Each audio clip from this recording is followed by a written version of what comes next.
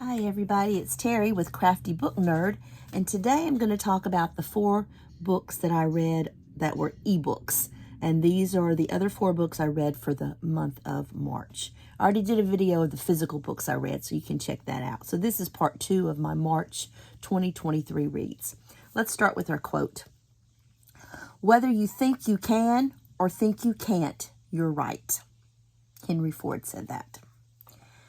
So I'm cheating a little bit today. I'm in my pajamas and looking a little rough. I've kind of had a cold, so sorry if you hear me clearing my throat. And so I didn't really want y'all to see my face on camera. So I just printed the book covers, and that way we can talk about them like that. We'll start with Patti Callahan's Once Upon a Wardrobe. Let me bring this down just a little bit. There we go. So I gave this book 3 stars. It was an okay read for me. It's about siblings. It's about Meg and her brother George. And George is very sick. And his family knows that he will not live to see adulthood.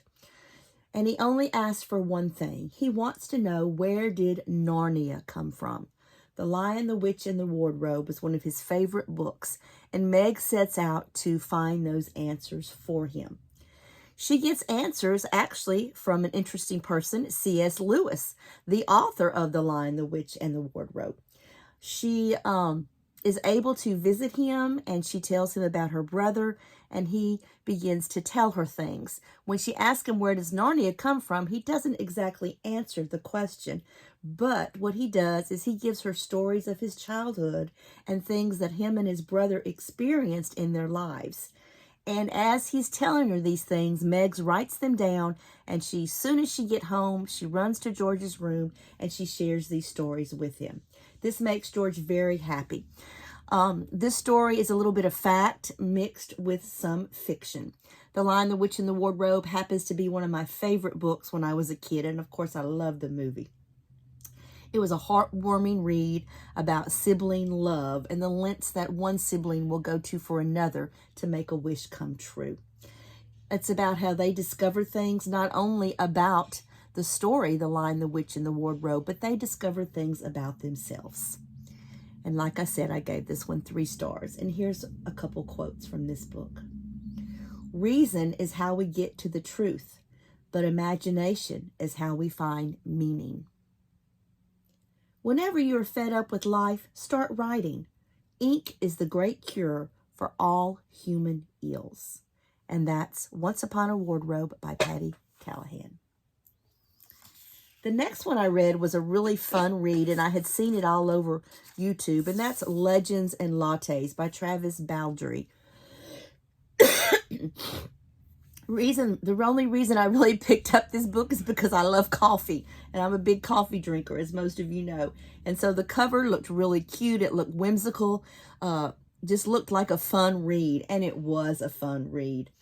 It's a story about Viv, and I won't tell you which one is Viv on the pictures. You'll just read and find out. And she decides she wants to open a coffee shop. In a place where people don't even know what coffee is. And so she begins building her dream coffee shop. She makes new friends and discovers new things about herself. And then a tragic event happens, and Viv must start over. She is even more determined than she was before to get this coffee shop running. She learns who her true friends are, who she can count on in times of need. It's a light, fun fantasy, and I enjoyed it. There will be a second one that's coming out, and I probably will read that one too, because it was just a lighthearted, fun read. Here are some quotes from this one that I liked. "She was smiling, and for the first time, the building, the city, this place felt like hers. A place she'd still be tomorrow, the week after, next season, next year, home. People just sat around drinking it from these little ceramic cups, and I had to try it. And it was like drinking the feeling of being peaceful in your mind. Well, not if you have too much, then it's something else." I like that, because that is kind of how I feel when I drink coffee. It's just a relaxing, warm, it soothes me. And I love coffee, and I will read the next book in this series. So that was a fun read. My next one I was a little disappointed in, and it was called Mothered. And when I saw this cover, I thought, man, that looks really interesting. And so I thought, ooh, this is going to be a really, really good thriller. And it is by the author of Baby Teeth, which I have not read. And I may pick it up and give Zoe Stage another chance. This story takes place not too long after the pandemic, and our main character, Grace, is trying to put her life together and hold down her job. Her mother, Jackie, recently widowed, moves in with Grace, and Grace and her mother have never had a very good relationship, so she's not sure it's going to work out, but Grace is desperate, and her mother has offered to help pay some on the rent. Things are not going well. Jackie is very opinionated and aggressive toward her daughter, Grace. Grace begins to have dreams about her sister and something that happened with her sister, Hope, who had cerebral palsy. And she begins to question that, and she begins to confront her mother and ask questions. And then things take a turn for the worse. It was a decent read, but I was disappointed after I had read what it was supposed to be about. And it didn't really do it for me. I gave it 2 stars. I do have one quote from this book. If the pandemic had taught her nothing else, she knew that life, or even normal existence, could disappear without little warning.